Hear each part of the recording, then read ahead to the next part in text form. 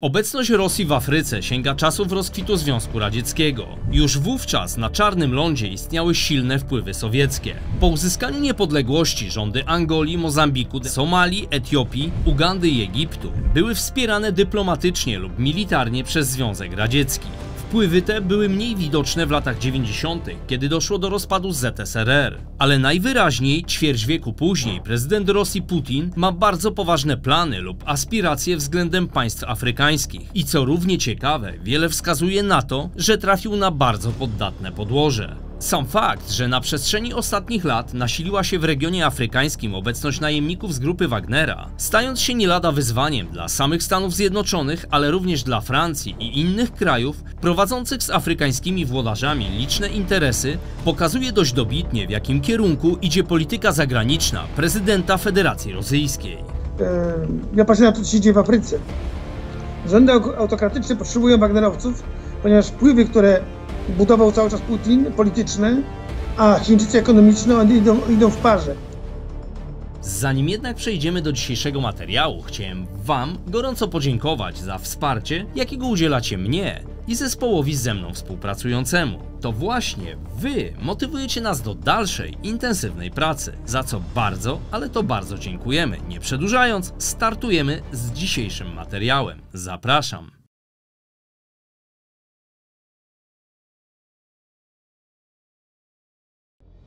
To, że Putin od lat działał niczym szachista, próbując przewidzieć ruchy swoich rywali na globalnej szachownicy, przywiązując jednocześnie dużą wagę w swoich dalekosiężnych planach do realizacji geopolitycznych strategii, wszyscy doskonale wiemy, szczególnie po tym, jak go winął sobie wokół małego palca zachodnioeuropejskich rządzących, którzy całymi dekadami wierzyli byłemu oficerowi KGB w jego dobre intencje. Oczywiście jego asertywność polityczna przerodziła się w pewnym momencie w zachowania agresywne, przejawiające się bardziej dbałością o własne interesy i ludzi z najbliższych mu kręgów, niż o los własnych obywateli, Rosji i innych krajów na arenie międzynarodowej. Obejmuje to także przywrócenie rosyjskiej strefy wpływów rozciągającej się na kontynent afrykański. I bądźmy szczerzy, również tutaj największe profity z pojawienia się na tych terenach wspomnianej grupy Wagnera mieli i mają ludzie Kremla powiązani z dawnym KGB czy obecnym FSB, a wśród nich Jewgenij Prigorzyn i sam Władimir Putin.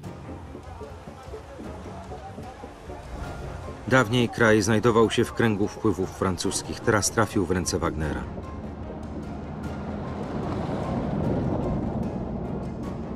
Najemnicy działają tam od 2018 roku. Mają dwie misje: utrzymać kontrolę nad terytorium i przejąć kluczowe zasoby naturalne. O faktycznej okupacji kraju informował Jean-Serge Bokassa.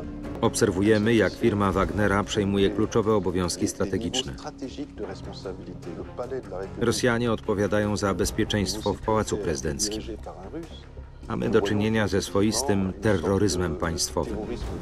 Jednak zanim dojdziemy do tego, jak bardzo ważna w Afryce jest dla Putina grupa Wagnera, przyjrzyjmy się, jakie kwestie dla moskiewskich władz są najważniejszymi priorytetami na Czarnym Lądzie. Podobnie jak w przypadku Pekinu, moskiewska metoda pozyskiwania wpływów na kontynencie afrykańskim polega na szeroko rozumianych inwestycjach, najczęściej pozbawionych jakiejkolwiek kontroli ze strony Międzynarodowego Funduszu Walutowego, Banku Światowego lub innych instytucji międzynarodowych. Rosja stopniowo zwiększa swoje wpływy w Afryce poprzez inwestycje mające na celu przejmowanie lub posiadanie znaczącego udziału w wydobyciu strategicznych surowców naturalnych, jak ropa naftowa, gaz, złoto, diamenty i metale ziem rzadkich. A z pewnością jest się o co bić. Tym bardziej, iż według przeprowadzanych badań geologicznych na Czarnym Lądzie znajduje się około 90% wszystkich światowych rezerw platyny i kobaltu, 50% globalnego złota oraz 35% światowych złóż uranu i 2/3 manganu.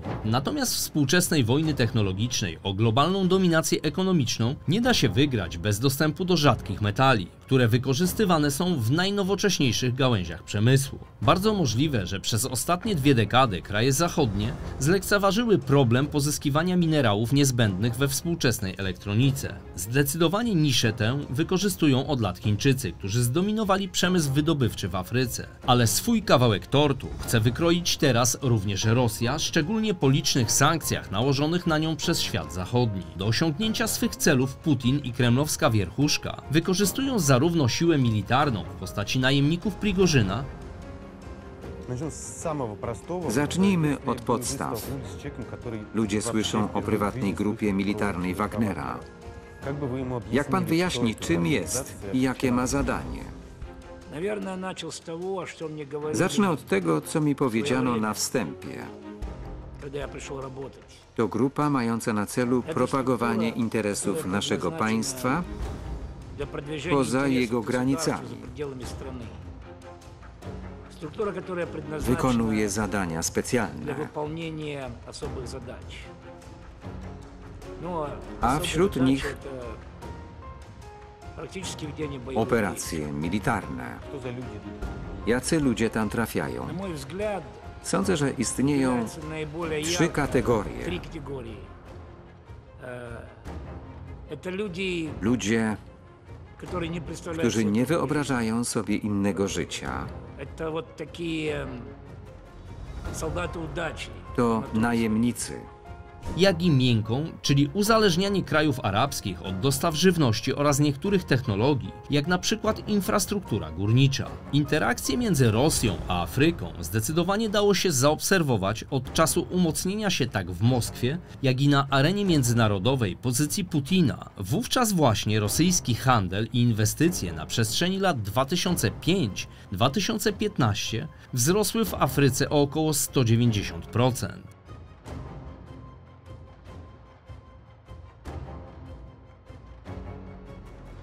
Z ekonomicznego punktu widzenia Rosja koncentruje się w Afryce głównie na zasobach związanych z energią, dlatego kluczowe rosyjskie inwestycje w Afryce dotyczą sektora naftowego, gazowego i energetyki jądrowej. Choć tak jak wspomniałem, nie tylko. Patrząc jedynie na fakt, że 620 milionów ludzi w Afryce nie ma elektryczności, może nam to dobrze uświadomić, jaki rynek zbytu widzi tam Moskwa dla rosyjskiej energetyki jądrowej. W Afryce już teraz działa kilku potężnych rosyjskich graczy, takich jak Gazprom, Łukoil, Rostek i Rosatom. Największa aktywność ich działań widoczna jest w Algierii, Angolii, Nigerii, Ugandzie i Egipcie. W przypadku ostatniego ze wspomnianych państw zakończono już negocjacje z moskiewskimi władzami w sprawie budowy pierwszej w Egipcie elektrowni atomowej po tym, jak obaj prezydenci podpisali stosowne dokumenty.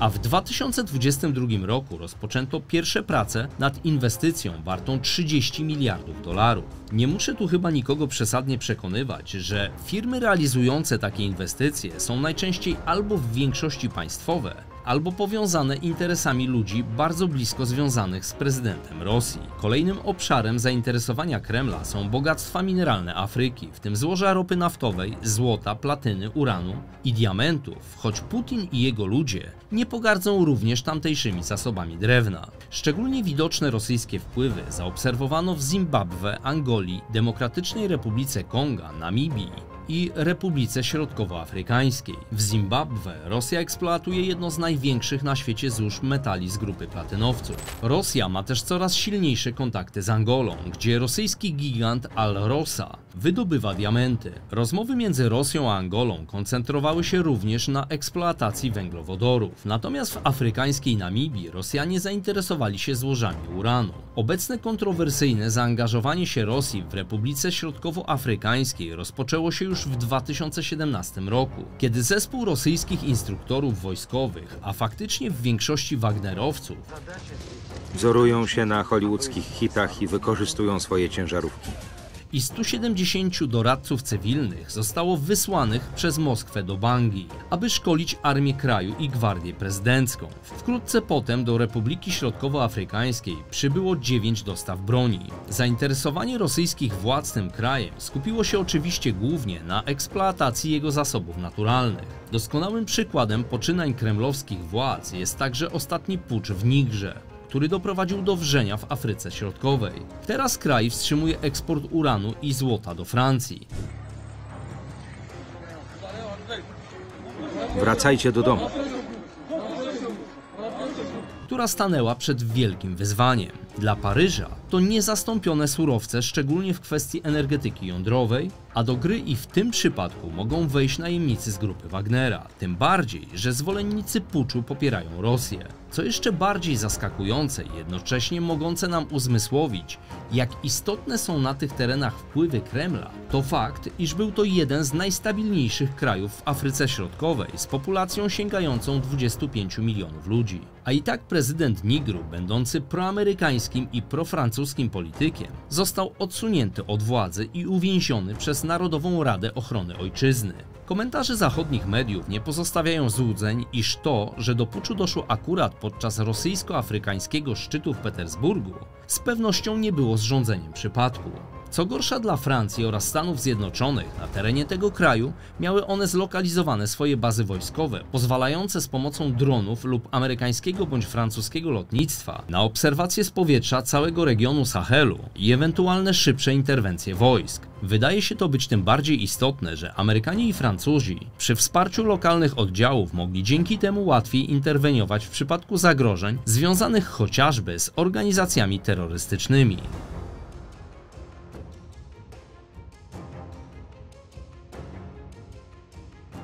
Rosja uchodzi za jednego z największych eksporterów broni na świecie i była dotychczas głównym dostawcą do państw afrykańskich. W ciągu ostatnich 2 dekad utrzymywała więzi wojskowe z różnymi krajami afrykańskimi, takimi jak Etiopia, Nigeria i Zimbabwe. Te powiązania militarne były potwierdzone dwustronnymi umowami państwowymi. I nawet kiedy w 2018 roku poinformowano, że Chiny rozmieściły w Zimbabwe rakiety ziemia-powietrze nowej generacji, minister spraw zagranicznych Rosji Siergiej Ławrow ogłosił, że jego kraj kontynuuje współpracę wojskową z tym krajem. Według raportów ONZ i doniesień medialnych liczba najemników grupy Wagnera w Afryce może sięgać obecnie kilku tysięcy ludzi. Między innymi za ich sprawą w niektórych krajach afrykańskich zmieniano przywódców niczym rękawiczki, ingerując w tamtejsze przetasowania polityczne i zapewniając wsparcie militarne oraz rzekome bezpieczeństwo, a w rzeczywistości rozszerzając wpływy Moskwy na całym kontynencie. Czy ta armia może działać bez zgody rządu? Nie może. To jasne. Dostają sprzęt od władz. Często werbują rezerwistów.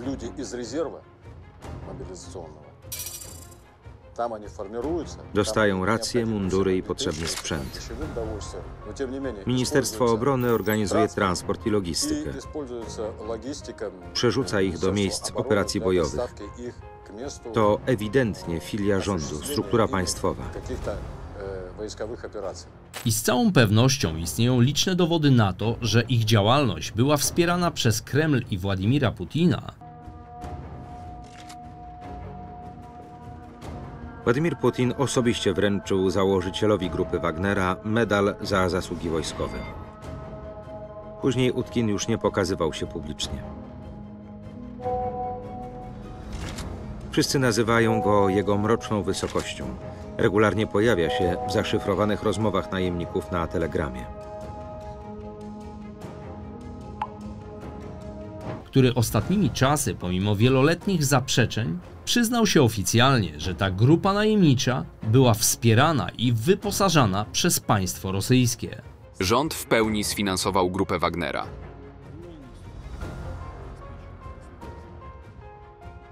Z Ministerstwa Obrony Narodowej i budżetu państwowego w pełni sfinansowano tę grupę.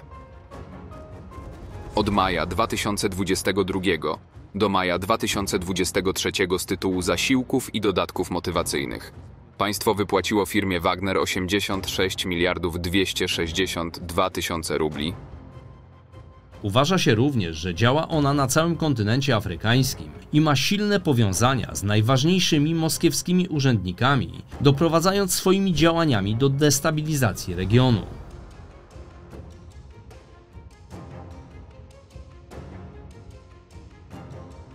Moskwa rozpycha się więc łokciami, poszerzając swoją obecność w Afryce i nierzadko opierając ją jeszcze na związkach z czasów sowieckich, co zresztą doskonale widać i dziś podczas przeprowadzanych dziennikarskich śledztw, jak na przykład to dotyczące przemytu złota przez rosyjskich najemników działających w Sudanie.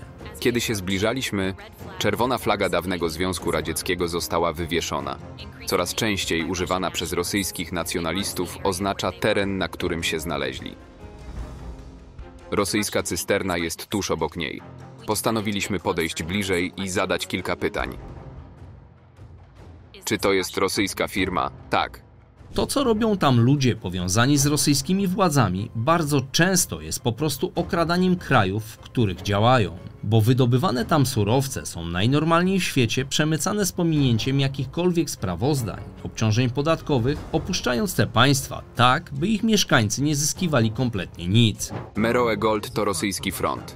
Zwłaszcza wobec sił Wagnera, które działają, by wykorzystać eksport złota w Sudanie na własną korzyść. To front. To nie jest firma. Ona wydobywa złoto z odpadów i kupuje złoto od sudańskich rzemieślniczych górników. To nie jest legalne. Prawo w tej kwestii mówi jasno, że każdy producent złota jest zobligowany do raportowania ilości, którą wyprodukuje do Banku Centralnego i do Ministerstwa Górnictwa.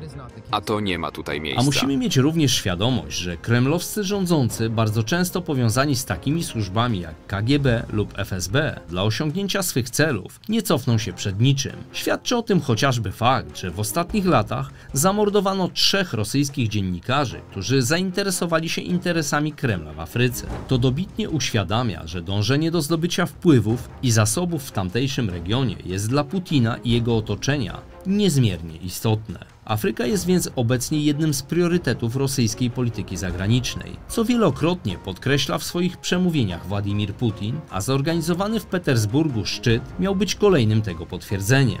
Już 2 dni odkąd rozmowy afrykańskich i rosyjskich przywódców wzbudziły uwagę. Rosja jest gotowa wspomóc Afrykę militarnie. Część z broni zostanie oddana za darmo, a także chce działać bliżej z agencjami na kontynencie. Według Sztokholmskiego Międzynarodowego Instytutu Badań nad Pokojem w latach 2014-2019 kontynent afrykański z wyłączeniem Egiptu odpowiadał za 16% największego rosyjskiego eksportu broni. Putinowska Rosja ma więc wyraźne motywy ekonomiczne do zaangażowania się w Afryce celem pozyskiwania ogromnych środków finansowych, stanowiących nie tylko wsparcie dla dalszego prowadzenia wojny przeciwko Ukrainie, ale generalnie wspierania rozwoju własnego przemysłu, a także, mając duże doświadczenie w sektorze energetycznym, może oferować państwom bogatym w surowce swoje usługi w tej dziedzinie. Już teraz państwowe rosyjskie firmy, których zarówno Władimir Putin, jak i ludzie z nim związani mają znaczące udziały, wydobywają na przykład boksyt w Gwinei, zawierają umowy na wydobycie diamentów z wspomnianej wcześniej Angolii i zdobywają koncesje na wydobycie gazu ze złóż morskich Mozambiku. Według doniesień medialnych prywatny rosyjski gigant energetyczny Łukoil ma swoje projekty w Kamerunie, Ganie i Nigerii oraz intensyfikuje swoje działania dyplomatyczne w Republice Konga. Oba państwa próbują tam Afrykę zdominować, dlatego też mówi się o interwencji zbrojnej niektórych państw afrykańskich w Nigrze, ale za tą interwencją stoją Francuzi, Belgowie, Włosi, Amerykanie i nie wiem kto jeszcze. Bo oni sobie nie wyobrażają, żeby ten kontynent zdominowali Rosjanie, bo Chińczycy ekonomicznie tak, oni już tam mają tą dominację, ale chodzi głównie o Rosjan, którzy wszędzie dochodzą do władzy dzięki wagnerowcom i ma Putin ogromne wpływy.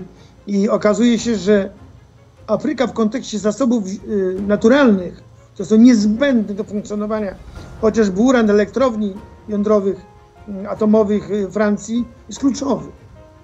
Więc tam się rozegra, tam w tej chwili będzie skumulowana uwaga wszystkich. Wprawdzie Rosja w teorii daleka jest od przywrócenia statusu, jakim kiedyś cieszył się Związek Radziecki na kontynencie afrykańskim, ale wciąż działa, by to zmienić, co pokazał ostatni pucz w Nigrze, destabilizując kolejny raz sytuację polityczną w Afryce Środkowej. Na całe szczęście przewaga Rosji w Afryce pozostaje wciąż związana głównie z garstką państw o stosunkowo ograniczonym znaczeniu strategicznym, lecz niewykluczone, że zignorowanie obecnej tendencji prób zwiększenia wpływów władz Kremla, nawet poprzez coraz śmielsze angażowanie grup najemniczych jak Wagner, może stanowić spore ryzyko dla i tak napiętej sytuacji międzynarodowej. Tym bardziej, że Rosja wciąż pozostaje główną potęgą w światowej geopolityce, czy tego chcemy, czy nie. A dla wielu przywódców afrykańskich kluczowe wydaje się być pojęcie sprawczości, lub zdecydowanych działań w podejmowanych decyzjach, czego niestety Putinowi odmówić nie można, choć część z tych decyzji potrafi potrząsnąć niemal całym światem.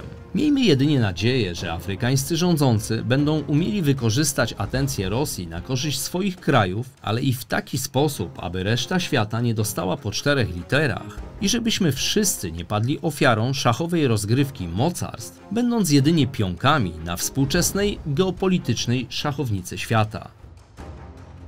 Podsumowując dzisiejszy materiał, jedno wydaje się być pewne, że obecna wojna na Ukrainie doprowadziła do zwiększenia kontroli nad rosyjską działalnością górniczą na całym kontynencie afrykańskim. Rosja ponoć, co wydaje się dość prawdopodobne, nawet z powodu ogromnych doświadczeń korupcyjnych, przez lata korzystała z braku przejrzystości oraz słabego zarządzania w niektórych krajach i głównie tam angażowała zależne od niej firmy górnicze. Teraz natomiast rządy niektórych afrykańskich państw zaczęły się coraz uważniej przyglądać temu, jak Moskwa wymienia obietnice większego bezpieczeństwa na coraz zuchwalszy dostęp do zasobów mineralnych i wynikające z tego w dalszej perspektywie realne przejęcie władzy nad danym krajem. Może więc chociaż w pewnym stopniu ograniczy to zarówno putinowskie, jak i zachodnie próby pozbawienia tych państw ich bogactw naturalnych. Tego pozostaje im życzyć, a nam zdecydowanie więcej spokoju, luzu i żebyśmy nie musieli się martwić,